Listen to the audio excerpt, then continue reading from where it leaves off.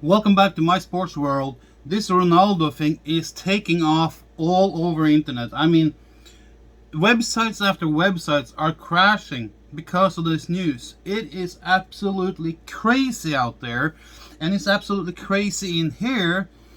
I have friends that are not very well into football or soccer, and they are asking me questions left and right, and what do you take on this and what do you think about this? And I got into a conversation with someone, and we got into an angle of it that really fascinated me. And so I looked a little bit deeper into it, and here's what I found and what I came up with. If we compare this summer transfer window with Arsenal's transfer window, oh my lord! Let me show you. Let me break it down for you, okay? Arsenal signed Ben White, Nuno Tavares, Albert Sambi Lakanga, Martin Odegaard, Aaron Ramsdale, or Aaron, and Joe Willock, plus another player they have on loan. I'm not going to even include that loan player. So they paid £50 million for Ben White. Overpaid. No doubt about it. Nuno Tavares says online that it's like undisclosed. I have heard that it's like 20 to 25 million. So let's be nice and say 20 million. Maybe it's more. But let's put it down as 20 million. I'll take it down here. And they signed Albert Sambi Lakanga for 15 million. Martin Odegaard is listed online as undisclosed, but Spanish sources have had it at 30 million, 30. So we'll operate with $30 million. And Aaron Ramsdale was a $30 million signing as well. Way overpriced for that kind of keeper. He's been relegated 3 times in his career so far, and is a third string, fourth string English goalie. And then you have Joe Willock for 25 million. So if we add this up, you can say that if you do undisclosed on 2 players, they are 120 million. If you do what's been reported online, Arsenal have spent $170 million. $170 million on Joe Willock, Aaron Ramsdale, Martin Odegaard, Albert Sambi Lakanga, Nuno Tavares, and Ben White. 6 players for a grand total of £170 million. And I am sure that there's some deals that have add-ons there, and maybe like if they reach certain things and blah blah blah. So who knows? The final bill with tip will be higher. But we can somewhere between 150 and 170 million for sure. Now, they got 6 players that they bought, and they have 1 player on loan. I didn't even write down his name because it's not important. I want to say that these are 6 average players at best. None of them are top class, world class. They are average. 1 or 2 of these are, I don't even see average in them. They're below average. Aaron Ramsdale and Joe Willock, I'm not big on those 2. I don't think they're even average class. Average Premier League. I mean, they're probably average like lower divisions. Now let's look at Manchester United here. This is where the comparison is really, really funny. We got 4 players this year, so there's 2 players left. So you kind of have to say, well, doesn't that kind of like wash out and become even? Hell no! Heck no! Because if you have 6 players, you have to pay 6 players wages every freaking week. So, it's not even close. So, Manchester United have signed the following 4 players this summer: Tom Heaton, Varane, Sancho, and Ronaldo. I'm saying again, Tom Heaton, Rafael Varane, Jadon Sancho, Cristiano Ronaldo. Just to make sure that you heard it, let me say it one more time. Tom Heaton, Rafael Varane, Jadon Sancho, Cristiano Ronaldo. Now, say those names, and then you go over to Arsenal side and say their names. Then say Arsenal paid 170 mil. United has paid 134 million. They paid about 42 million for Rafael Varane. There is some add-ons there that comes on top of it. If, when, whatever. Sancho was reported at a base price of 72 mil plus some add-ons if, when, whatever happens. Ronaldo comes in today, and the first thing that was reported was 12.5 million plus another 8.5 or 7.5 million in add-ons, which would take it to right about 20 million. Then it was reported that it was 30 million euros. If you do that, yeah, you come down to about between 20 and 25 million pounds. So I think that and that's the total, including add-ons. So yeah, the price is probably around 12.5 to 16 million pound plus add-ons for a total price of 25 million. But in in total, that becomes 134 million pounds compared to Arsenal, who have spent 170 million. Now, let me ask you, who got the best deal here? Who got the freaking best deal? No, I am not kidding you. You can find these numbers online. I'm not kidding you. Arsenal spent 50 million on Ben White. Everyone knows that. We spent $42 million or pounds on Varane. And Varane is 400 times better than Ben White ever will be. And right now, there's a huge one. Ben White is an average Premier League player. He can start for Brighton, Burnley, West Ham, Aston Villa, Arsenal, Southampton, all these teams. He's average for that. He would not get a place in Manchester City, Liverpool, Chelsea, Manchester United, unless there was a huge crisis going on, like Liverpool last year, who was running out of centre backs and had to go and sign second stringers off of a freaking division below us team. So there are circumstances where things happen, but if a team has a choice to go out and sign players in the transfer window, you don't sign Ben White, Nuno Tavares, Albert Sambi, Lokanga, Martin Odegaard, and Aaron and Joe. There's so many. These are the players you signed when you could have signed Varane, Sancho, and Ronaldo for less. Are you kidding me? Manchester United has killed it this year. They have absolutely gone in and said, this transfer window, we are going to show the world.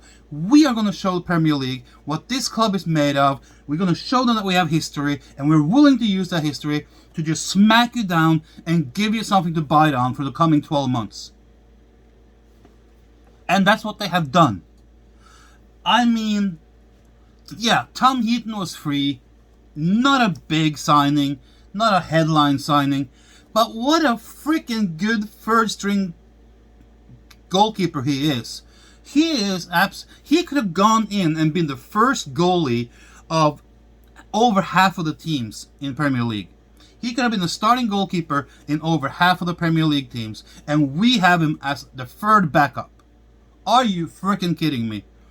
And then we went out and we got Varane from Real Madrid, and we get him for 42 million pounds when you have clubs like Arsenal spending 50 million pounds on a centre back for Ben White.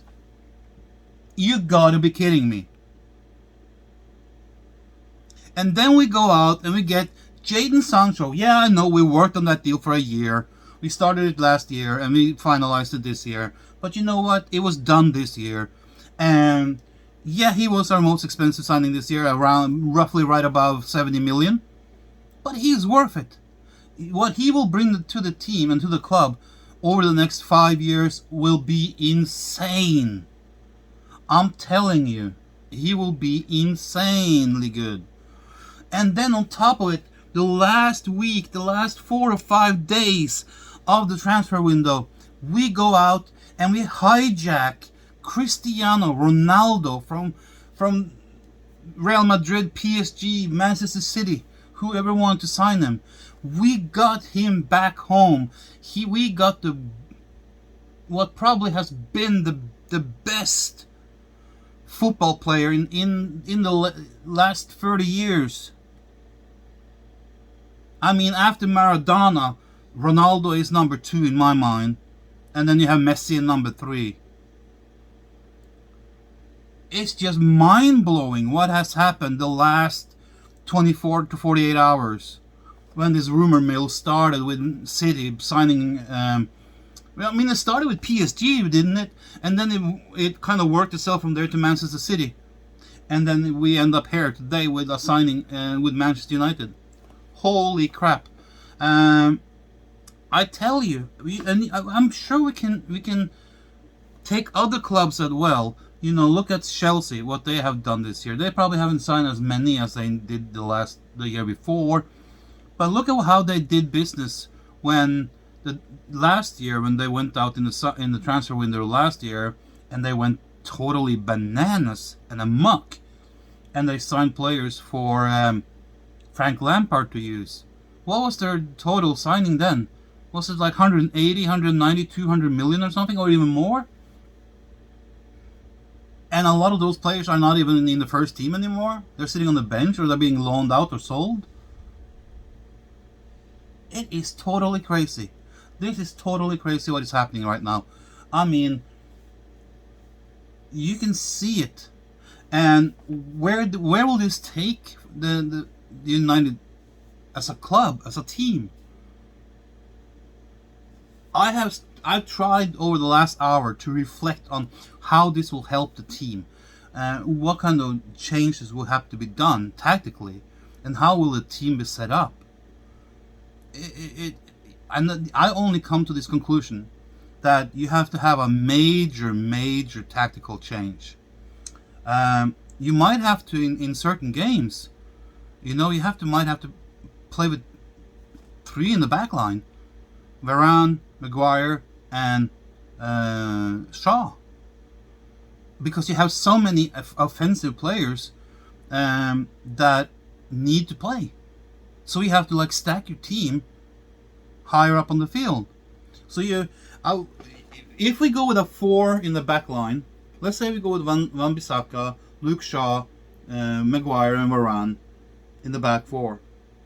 On the midfield, the way I see it then is since we haven't bought a CDM, let's try and use Donny van de Beek as a holding midfielder, okay? And then you have 4 in the back, and then you have Donny van de Beek, Paul Pogba, and Bruno Fernandes in a 3 in the middle, okay? So far you're 4-3, and you have 3 more places to fill. You play Jadon Sancho on the left or the right, whatever, and then you have Cavani or Ronaldo in the middle, and you have Mason Greenwood on the left until Rashford comes back. And when he comes back, what do you do then? You might have to end up playing 3 in the back and 3 on the middle and 4 up front with 2 wingers that are mobile up and down, and then you have 2 in the middle. So you play like Shaw, Varane, and Maguire, or Maguire, Varane, and then you have Donny van de Beek, Paul Pogba, Bruno Fernandes, and you have Sancho, Greenwood, Cavani, and Ronaldo. And Greenwood and Sancho are like, they are running up and down, and they have to be kind of like tracking back a lot. But you might have to end up playing a 4-3-3 or a 3-4-4, it is nuts. It is absolutely bananas. Or you can play a 3-5-2. Yeah.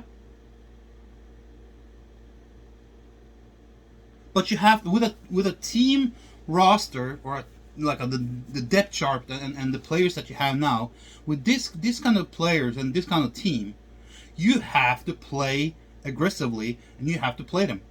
There's no way there's two holding midfielders protecting the back four anymore now. No, you can't do it. You have to stack your team up front and you just have to go for it.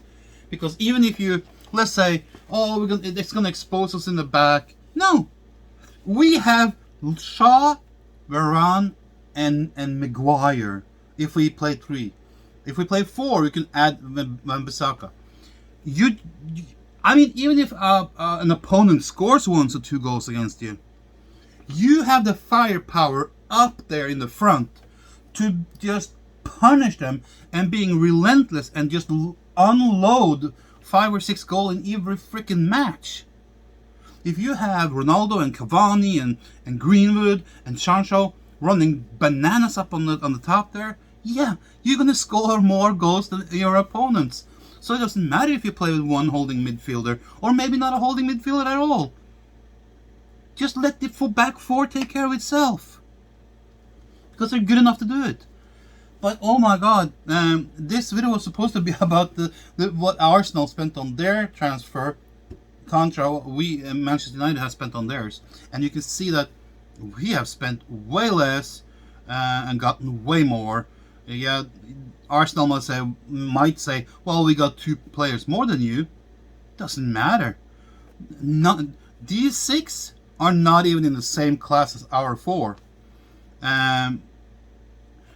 If I was going to have a goalkeeper in my goal, in my team, I would pick Tom Heaton over Aaron Ramsdale any day, every game. No doubt about it. If I was going to play a centre back, I would take Varane over Ben White any day, any game, every day, every game. And Ronaldo is just, I mean, he's the GOAT. So he's better than Ødegaard and Willock and Albert and Nuno all together. So yeah, no, not even going to happen. So let's look at it from another perspective. What will this mean for Premier League? Oh my God. And this is where Manchester United have made an impact. Manchester United has made the Premier League better. Not many other teams can say that. We have brought in 3 players from outside leagues. One from the Bundesliga, one from La Liga, and one from Serie A.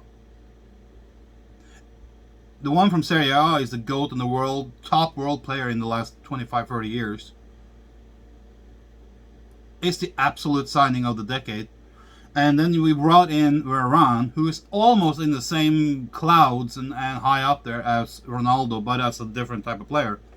And then we have Sancho coming in, which is one of the most talked about talents to ever play the game for England. He's going to bring his skills in this team and in Premier League to new levels. We have 3 players that will make a huge impact on the whole league. It will lift up the Premier League to new levels. You can't say the same about the signings that Arsenal did. Who have heard of Joe Willock? Who have heard of Albert Sambi Lokonga? I mean, I've heard of Nuno Tavares and Ben White and Martin Ødegaard and Aaron, but the other ones? Nah. So what Manu have done is not just help themselves, but they helped the whole freaking Premier League. And they have helped English football by doing these signings. And let me just say it, no doubt about it. Manchester United is going to make millions and millions of dollars or pounds by signing these 3 players, and especially Ronaldo by himself. Can you imagine the shirt sales? What that will be? I mean, the next 2 weeks, shirt sales of Ronaldo alone will probably be close to what they paid for him. Let's say that the transfer price was 15 million plus add-ons. Doesn't take much to sell shirts for $15 million or 15 million pounds worldwide. They're gonna make this money back before this calendar year is over. Guaranteed. Guaranteed. And can you imagine the next home game at Old Trafford when Ronaldo, Varane and Sancho walk out on that field together? Oh, unbelievable. Unbelievable. Oh my God, unbelievable. It will be unbelievable. It will be like I don't know. I'm looking, since I'm not even close to go there and stuff, I will be looking forward to hearing this atmosphere on TV when the game starts. I tell you, it will be something else. It will be something totally different. And it's going to be something that you don't see in many other league games around that weekend. Because this is special. This is special. This is very special. Hey guys, thank you for watching. I know this channel is new. I need your support, so please make comments, like this video if you like it, and please subscribe and help me grow. Maybe we can build up a base here in the United States for Manchester United as a fan channel as well. Let's do the work. Come on, guys. Sign up, click like the button, and make a comment. You know the drill. See you next time.